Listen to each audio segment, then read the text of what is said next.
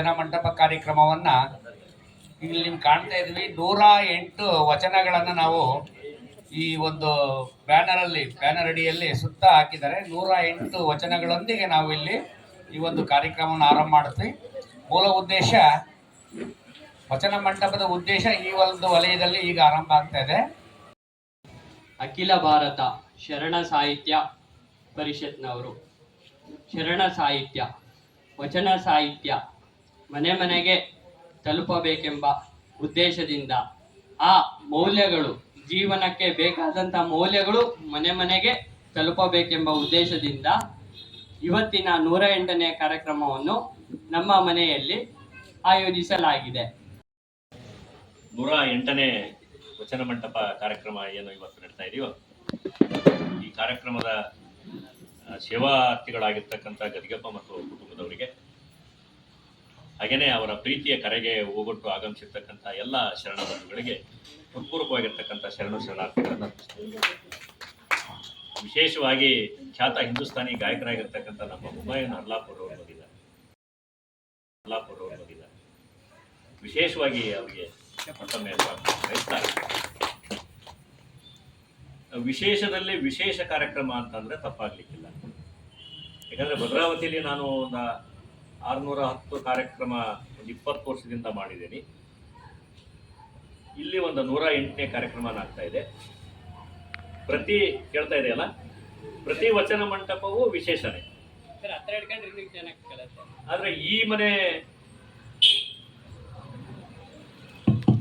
ಈ ಮನೆ ವಿಶೇಷ ಏನು ಅಂತಂದ್ರೆ, ತುಂಬಾ ಆಸಕ್ತಿಯಿಂದ ಈ ಕಾರ್ಯಕ್ರಮವನ್ನ ಆರ್ಗನೈಸ್ ಮಾಡಿದ್ದಾರೆ. ನೋಡಿ, ಇವರು 108ನೇ ವಚನ ಮಂಟಪಕ್ಕೆ 108 ವಚನಗಳನ್ನ ಈ ಫ್ಲೆಕ್ಸ್ ಟೈಪ್ ಮಾಡಿ ಇಲ್ಲೆಲ್ಲ ಅಳವಡಿಸಿರ್ತಾರೆ.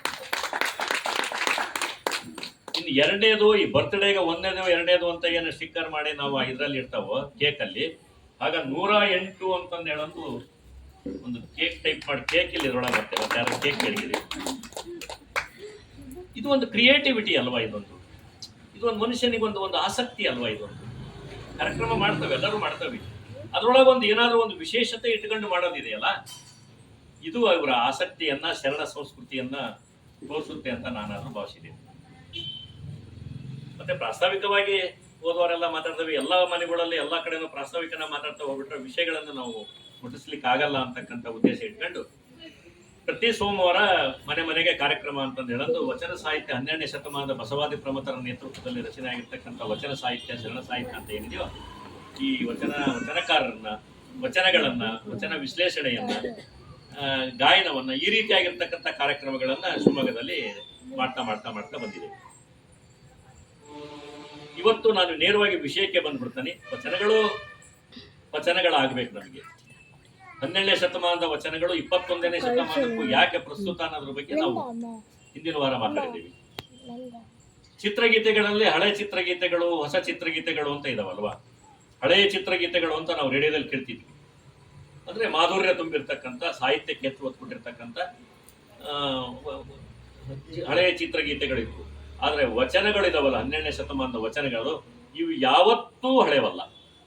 ನಿತ್ಯ ನೂತನವಾಗಿರ್ತಕ್ಕಂಥ ಸಾಹಿತ್ಯ ಏನಾದರೂ ಜಗತ್ತಲ್ಲಿದ್ರೆ ಅದು 12ನೇ ಶತಮಾನ ಬಸವಾದಿ ಪ್ರಮುಖರ ನೇತೃತ್ವದಲ್ಲಿ ರಚನೆ ಆಗಿರ್ತಕ್ಕಂಥ ವಚನ ಸಾಹಿತ್ಯ, ಶರಣ ಸಾಹಿತ್ಯ. ಇಡೀ ವಚನ ಸಾಹಿತ್ಯ ಇದೆಯಲ್ಲ, ಇದು ಯಾರೋ ಪಂಡಿತರು ರಚನೆ ಮಾಡಿರ್ತಕ್ಕಂಥ ಸಾಹಿತ್ಯ ಅಲ್ಲ. ನಿಮ್ಮ ಸಾಮಾನ್ಯರು ಕುಳಿತು ತಮ್ಮ ಬದುಕನ್ನ ಕಟ್ಟಿಕೊಂಡು, ದುಡಿತಾ ತಮ್ಮ ಬದುಕನ್ನ ಕಟ್ಟಿಕೊಂಡು, ದುಡಿದೇ ಉಣಬೇಕು ಅಂತಕ್ಕಂಥ ಒಂದು ಸಿದ್ಧಾಂತವನ್ನ ಇಟ್ಟುಕೊಂಡು, ಆ ದುಡಿತಾ ತಮ್ಮ ಬದುಕಿನಲ್ಲಿ ಬಂದಂತ ಅನುಭವಗಳನ್ನ ಅನುಭವ ನುಡಿಗಳಾಗಿ ಚರ್ಚಿಸಿ ಅನುಭವ ಮಂಟಪದಲ್ಲಿ ಕೂತು ರಚನೆ ಮಾಡಿರ್ತಕ್ಕಂಥ ಸಾಹಿತ್ಯವನ್ನೇ ವಚನ ಸಾಹಿತ್ಯ, ಶರಣ ಸಾಹಿತ್ಯ. ಹೀಗಾಗಿ ಇವ್ರು ಯಾರಾದ್ರೂ PhD ಕೊಡ್ತಾರ, ಡಾಕ್ಟರೇಟ್ ಕೊಡ್ತಾರ, ನೊಬೆಲ್ ಕೊಡ್ತಾರ, ಶಾಂತಿ ಪುರಸ್ಕಾರ ಕೊಡ್ತಾರ ಅಂತ ರಚನೆ ಮಾಡಿರ್ತಕ್ಕಂಥ ಸಾಹಿತ್ಯ ಅಲ್ಲ. ತಮ್ಮಷ್ಟಕ್ಕೆ ತಾವು ವಾದ ವಿವಾದ ಮಾಡ್ತಾ, ಚರ್ಚೆ ಮಾಡ್ತಾ ರಚನೆ ಮಾಡಿದ್ರು. ಅವೇನೇ ಸುಳ್ಳು ನುಡಿಗಳಾದವು. ಕರಿಯ ನಿತ್ತಡೆ ಒಳ್ಳೆ, ಸಿರಿಯ ನಿತ್ತಡೆ ಒಳ್ಳೆ, ಶರಣರ ಸುಳ್ಳು ನುಡಿಯ ನೊಂದರಗಳಿಗೆ ಇತ್ತಡೆ ನಿಮ್ಮ ನಿತ್ಯ ಕಾಣರಾಮನಾಥ ಅಂತ ಹೇಳ್ತಾರೆ. ಹಂಗೆ ವಚನಗಳು ಅಂತಕ್ಕಂಥವು ಬದುಕಿನ ಸುಳ್ಳು ನುಡಿಗಳು ಅಂತಕ್ಕಂಥ ವಿಚಾರವನ್ನು ಪ್ರಾಸ್ತಾವಿಕವಾಗಿ ತಮ್ಮೊಡನೆ ವಿಚಾರ ಮಾಡಿ ನಮಗೆ 300 ಜನ ವಚನಕಾರರು ಮತ್ತು 33 ಜನ ವಚನಕಾರ್ತಿಯರು ನಮಗೆ ವಚನ ಸಾಹಿತ್ಯದಲ್ಲಿ ಸಿಗ್ತಾರೆ. ಶರಣರೆಲ್ಲರೂ ವಚನಕಾರರಲ್ಲ, ವಚನಕಾರರು ಶರಣರು. ಆದರೆ ಶರಣರೆಲ್ಲರೂ ವಚನಗಳನ್ನು ರಚನೆ ಮಾಡದೇ ಇರ್ಬೋದು, ಅಥವಾ ಇನ್ನೂ ಬಹಳ ಜನ ರಚನೆ ಮಾಡಿರ್ಬೋದೇನೋ. ಏನು 12ನೇ ಅಲ್ಲಿಗೆ ಕ್ರಾಂತಿ ಆಯಿತು, ಕಲ್ಯಾಣದ ಕ್ರಾಂತಿ ಆದಾಗ ಕೋಟಿ ಕೋಟಿ ವಚನಗಳೆಲ್ಲ ಸುಟ್ಟೋದು ಅಂತ ಹೇಳ್ತಾರೆ. ಸಿಕ್ಕಿರ್ತಕ್ಕಂಥ ಒಂದು 20, 21, 22, 23 ಸಾವಿರ ಹತ್ತತ್ರ ವಚನಗಳೇನು ಸಿಕ್ಕಿದವ, ಅದರಲ್ಲಿ ಒಂದು ವಚನ ಬರೆದವರು ಸಿಕ್ಕಿದ್ದಾರೆ. 1961 ಬರೆದ ವಚನ ಬರ್ತಿರ್ತಕ್ಕಂಥ ಸಿದ್ದರಾಮಣ್ಣನವರು ಸಿಗ್ತಾರೆ. ಹೀಗೆ 1, 10, 15, 50, 100 ಹೀಗೆ ಎಷ್ಟು ಸಿಕ್ಕಿರ್ತವೋ ಅಷ್ಟು ವಚನಗಳು ಸಿಕ್ಕಿದವೋ. ಅದರ ವಚನಾಂಕಿತದ ಮೇಲೆ ಸಂಶೋಧಕರು ನಮಗೆ 300 ಜನ ವಚನಕಾರರು, 33 ಜನ ವಚನಕಾರ್ತಿಯರನ್ನ ನಮಗೆ ಗುರುತಿಸಿ ಕೊಟ್ಟಿರ್ತಕ್ಕಂಥದ್ದು. ಒಂದಾದಂದು ದರೆ ಆಕಾಶ ಒಂದಾದಂದು ಜನಬಲಿದ ಭಾಗ್ಯ ಮನೆಗಾಳು ಶುದ್ಧ ಮನೆಗಳು ಬೇಲು ಜನರಿಗೆ ಶಿವಕ್ಕೆ ಕಾಣ ರಾಮರಾತ ಲಿಂಗವ ಪೂಜಿಸಿ ಬೆಳೆವೇನು ಸಮರಕ್ಕೆ ಸಮಕಲ ಸಮಸ್ಯಕ ಬೆಳೆ ಅಧಿಕಾರಿಗೆ ಹೆಣ್ಣು ನದಿದು ನೋಡಲು ಬದಲೆಂದು ಕಾಲದೇವ ಅದರಂತು ಕೂಡ ಸಂಗಮ ದೇವ. ತಾಯಿ ನೀನು, ಬಂಧು ನೀನು, ಬಳಗ ನೀನು, ನಾನೆಲ್ಲದೆ ತಾಳು ಇಲ್ಲ ಅಯ್ಯ ಕೂಡ ಸಂಗಮ ದೇವ.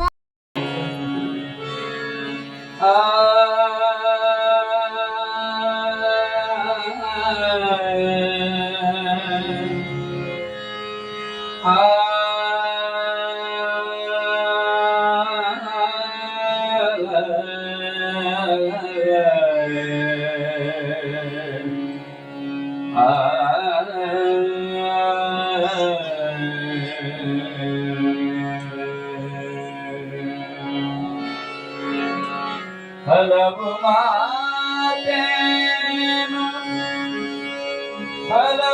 ಮಾತೇನು ನೀನಲಿದು ಪಾದವನಿಟ್ಟ ನೆಲವೇ ಸುಕ್ಷೇತ್ರ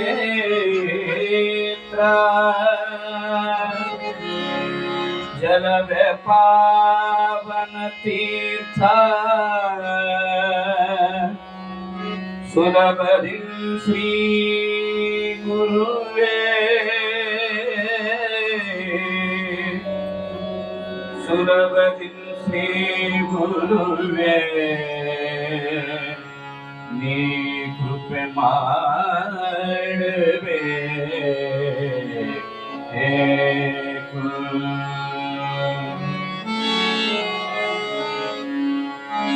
ಕಂಗಳು ತುಂಬಿದ ಬಳಿಕ ಕಂಗಳು ತುಂಬಿದ ಬಳಿಕ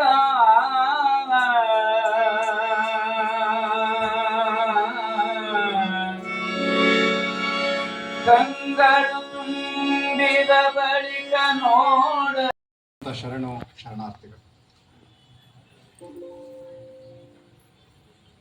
ನಿಜವಾಗ್ಲೂ ವಿಶೇಷದಲ್ಲಿ ಒಂದು ವಿಶೇಷ ಕಾರ್ಯಕ್ರಮ. ಯಾಕೆ ಅಂತ ಹೇಳಿದ್ರೆ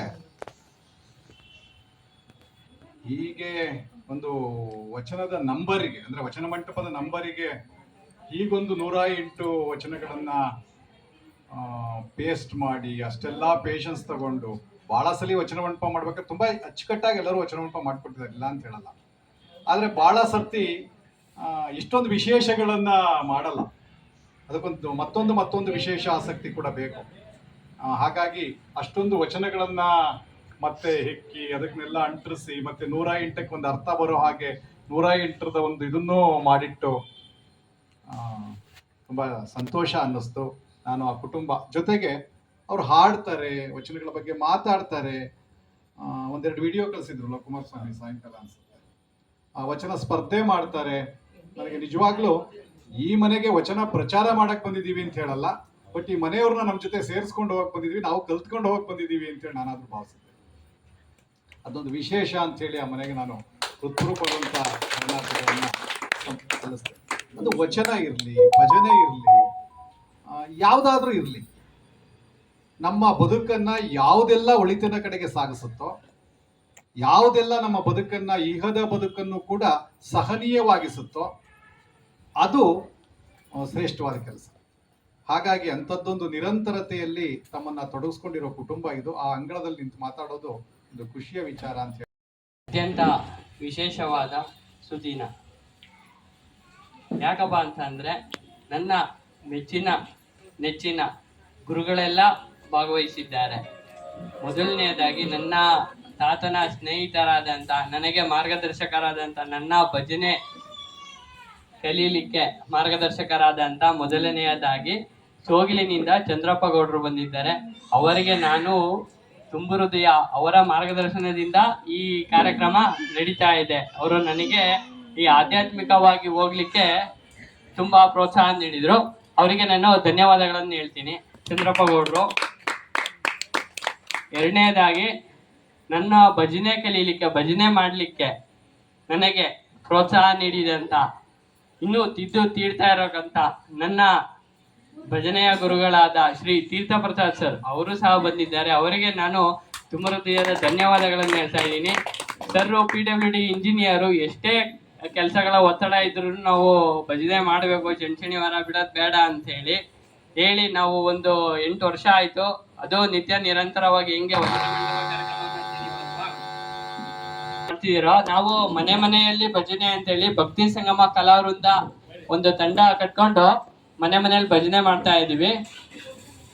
ಮತ್ತೆ ತದನಂತರ ನನ್ನ ಸಂಗೀತ ಗುರುಗಳಾದಂಥ, ಇವಾಗ 3 ವರ್ಷ ಆಯ್ತು ನಾನು ಹಾರ್ಮೋನಿಯಂ ಕಲಿಬೇಕು ಅಂತೇಳಿ, ನನ್ನ ಸಂಗೀತದ ಗುರುಗಳಾದಂಥ ಶ್ರೀ ಪುಟ್ಟರಾಜ್ ಕವಿ ಗವಾಯಿಗಳಾದಂಥ, ಅವರ ಶಿಷ್ಯರಾದಂಥ, ನಾಡಿನ ಶ್ರೇಷ್ಠ ಗಾಯಕರಾದಂಥ ಹುಮಾಯೂನ್ ಅರ್ಲಾಪುರ್ ಸರ್ ಅವರಿಗೆ ನಾನು ಅವ್ರ ಹತ್ರ ಇನ್ನೂ ಹಾರ್ಮೋನಿಯಂ ಕಲಿತಾ ಇದ್ದೀನಿ. ಅವರು ಒಂದೇ ಮಾತಿಗೆ ಬಂದು ನನ್ನ ಶಿಷ್ಯನ ಕಾರ್ಯಕ್ರಮಕ್ಕೆ ಬಂದು ಅವ್ರ ಗಾಯನ ಹೇಳಿದ್ದಾರೆ. ಅವರಿಗೆ ಹೃತ್ಪೂರ್ವಕವಾದಂಥ ಧನ್ಯವಾದಗಳನ್ನು ಹೇಳ್ತೀನಿ.